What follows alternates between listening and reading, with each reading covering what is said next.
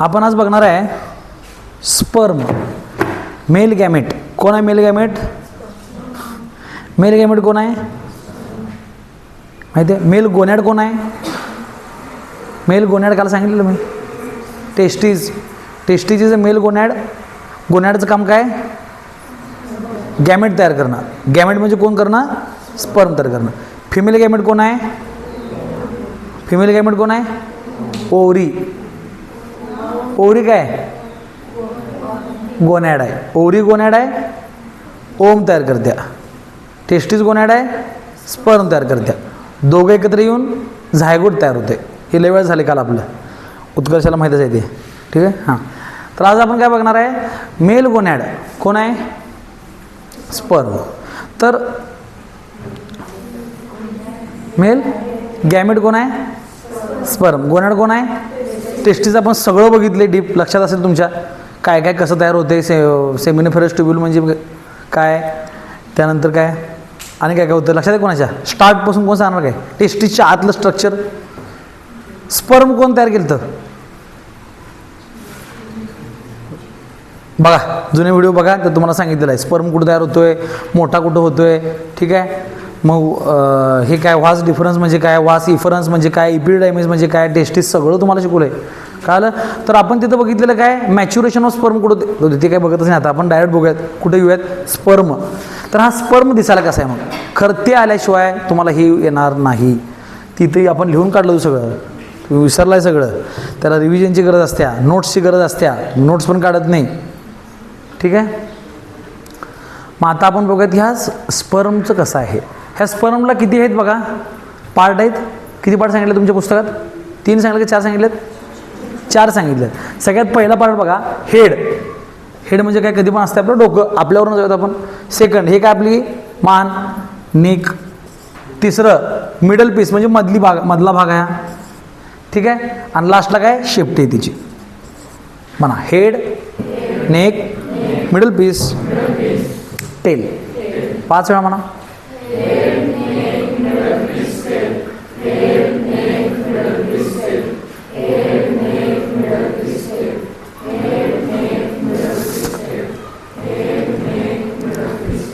आता जो हेड आहे, ह्या हेडमध्ये परत 2 जण आहेत बघा.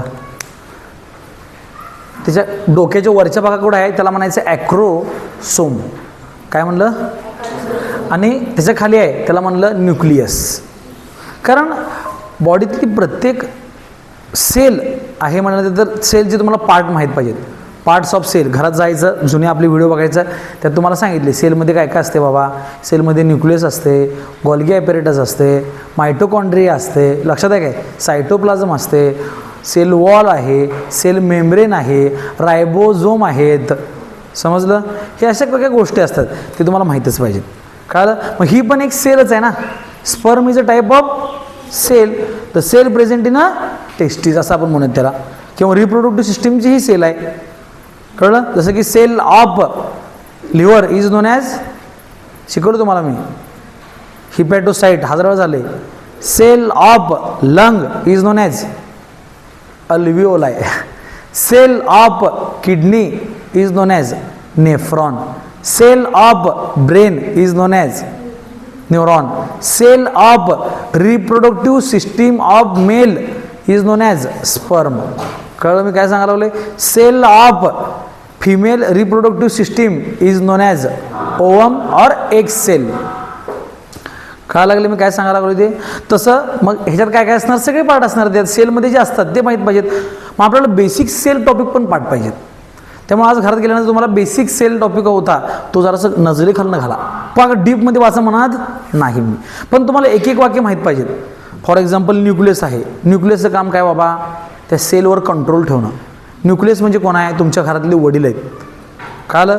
कोणाचं काय चुकालं आहे, कोण काय करायला पाहिजे, कोण ठरवते सगळं. समजलं? न्यूक्लियस इज अ बाप ऑफ सेल. कायम लक्षात ठेवायचं. सेलनं काम काय करायचंय, कसं करायचंय, कुठं करायचे, कोण ठरवते. आता बाहेर परिस्थिती काय, एव्हरीथिंग. मग in the form of chromosome असते ते. कळलं काय? न्यूक्लियसचा बाप कोण असतो? न्यूक्लिओलस. कोण आहे? Nucleolus is known as nucleus of nucleus. हे मी शिकवलेलं असते 11वीला कुठेतरी.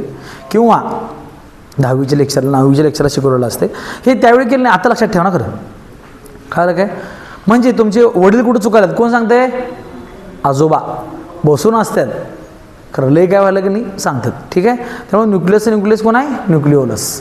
आणि या न्यूक्लिओलसच्या आतमध्ये हे सगळे क्रोमोझोम DNA वगैरे आहेत. मग आपल्याला माहिती कशी कळते? हे DNA मार्फत. समजलं काम कसं चाललं? सगळं DNA RNAच्या मार्फत सगळ्या गोष्टी ह्यावर कंट्रोल चालली. तसं ह्याच्यामध्ये पण कंट्रोल कोणापासून जाते? न्यूक्लियसवरनं. कळलं? त्यानंतर एक आहे acrosome. Acrosome is a modified Golgi apparatus. आता गॉल्गी ॲपॅरेटस काय तुम्हाला मला माहीत पाहिजेत. मग तुम्हाला लक्षात येणार की ह्याचं काम काय. कळलं? हे काय गॉल्गी आहे. What is the function of Golgi body? Anyone? नीटवाले? हां, पायल, दर्शन, बेसिक क्वेश्चन. नीटला आहे काही पडू शकतं, माहीत नाही. हां, स्टोरेज अँड मॉडिफिकेशन. आणि Darshan packing of what? Lipid and protein. Okay. आणि कोण? पायल. आणि काय ॲड आहेत? सांगितलं दोघांना सांगितलं बरोबर आहे. आणि काय सांगणार तुम्ही? बरं, मॉडिफिकेशन ऑफ प्रोटीन किंवा पॅकिंग ऑफ प्रोटीन केलं, तयार करायचं काम कोण करते प्रोटीनला? मग व्हेरी गुड. चालू होते सायकल ER पासून. एंडोप्लाझ्मिक रेटिक्युलमचं काम आहे. कळलं? ER. आणि कुठं तयार होते protein? Ribosome. What is the function? अरे काय तुम्ही सायकल सगळं विसरायला लागलाय. बेसिक क्वेश्चन विचारलो मी, लई डीप मध्ये जात झालोय. म्हणजे मी तुम्हाला तेच सांगतोय की तुम्हाला सेलमध्ये कोण कोण आहे पहिला पाठ करा. असं नसते मला झाडा झाला देऊ अगोदर. बेसिक प्रश्न पाठ करा ना. आपल्याला यायसाठी करा, प्रत्येक गोष्ट ह्यासाठी नाही आहे. त्यामुळे आज घरात गेल्या गेल्या काम करा, सेल टॉपिक काढा. सेलमध्ये कोण कोण आहे तेवढं लक्षात ठेवा. आता तुम्हाला हे तर काय आलं काय? एंडोप्लाझ्मिक रेटिक्युलम नाही लक्षात तुमच्या. गॉल्गी ॲपॅरेटस माहिती आहे काय? नाही माहीत तुम्हाला. मायटोकॉन्ड्रिया माहिती आहे काय? माहीत नाही आहे. रायबोझोम माहिती आहे काय? माहीत नाही आहे. पण आता पहिला काय करा? ह्या सेलमध्ये हे सगळे घटक आहेत हे पहिला पाठ करा. त्यानंतर एक एक वाक्यात त्याचं काम बघा काय. ह्याचं काम प्रोटीन तयार करायचं आहे, ह्याचं काम सायटोप्लाझमचं काम काय, नरिशमेंट करायचे आहे, असं मराठीत लक्षात ठेवा. कळलं? मग तुम्हाला हे ॲडव्हान्स. मग हे तुम्हाला कधी कळणार आहे? तुम्हाला जर गॉल्गी बॉडी कोण आहे माहीत असलं तर तुम्हाला हे कळणार आहे. गॉल्गी बॉडीचं काम कोणावर अवलंबून आहे? एंडोप्लाझ्मिक रेटिक्युलमचं काम झाल्याशिवाय गॉल्गीचं कामच येत नाही. बरं, एंडोप्लाझ्मिक रेटिक्युलमचं काम कोणावर अवलंबून आहे? रायबोझोमवर आहे. मग रायबोझोमचं काम तुम्हाला माहीत पाहिजे. मी काय म्हणलो कळलं काय? लय अवघड गोष्टी नाहीत, फक्त डोकं लावायची गोष्टी आहेत. कळलं? हे मी त्यावेळी पाठ केल्या आहेत गोष्टी. हां, पहिला रायबोझोमचं काम असते, मग कोण येतोय? एंडोप्लाझ्मिक रेटिक्युलम येतोय. हां, मग कोण येतोय? शेवटी गॉल्गी येतोय. ही बेसिक गोष्ट आहे बरं का बाळ.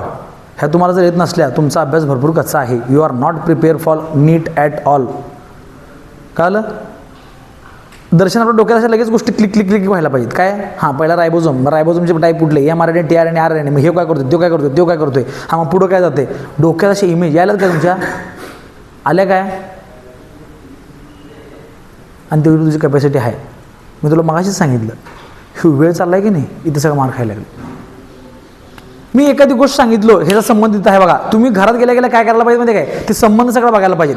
तिथं अर्धा अभ्यास होऊन जातोय. आणि तुम्ही जर बघितला नाही तर त्या गोष्टी होणार नाहीत. नीटचे तुम्ही फॉर्म भरलेले आहेतच अशी अपेक्षा आहे.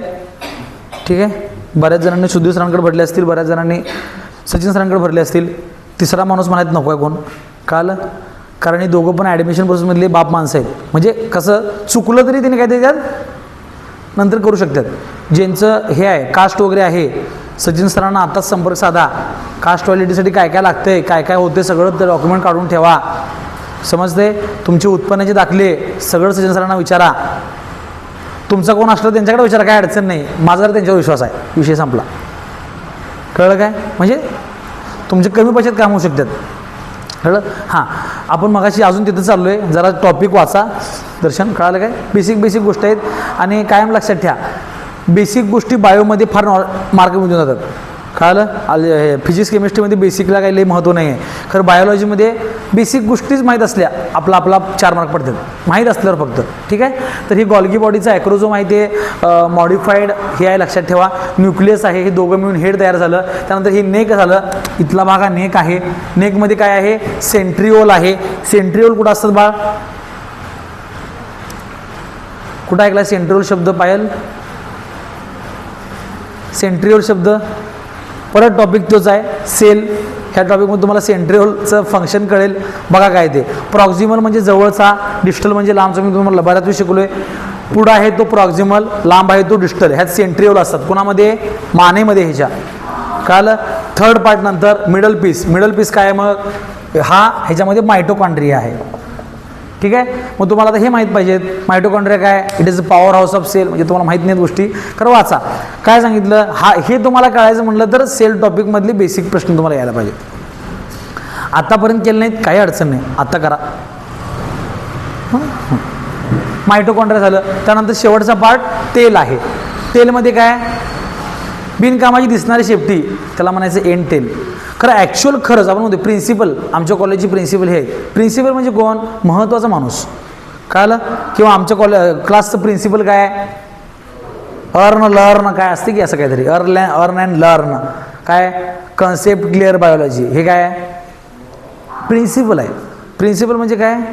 महत्त्वाचं वाक्य, ब्रीद वाक्य किंवा काहीतरी महत्त्वाचं. तसं ह्यातले टेलमधला कुठला भाग महत्त्वाचा आहे? हा इथून इथंपर्यंत, इथून इथंपर्यंत असं जरा काय काय डायग्राम काढायचं झालं. It is a tail. कळलं. आणि शेवटी दिसायला लागल्या ही एवढी जाते पुढं.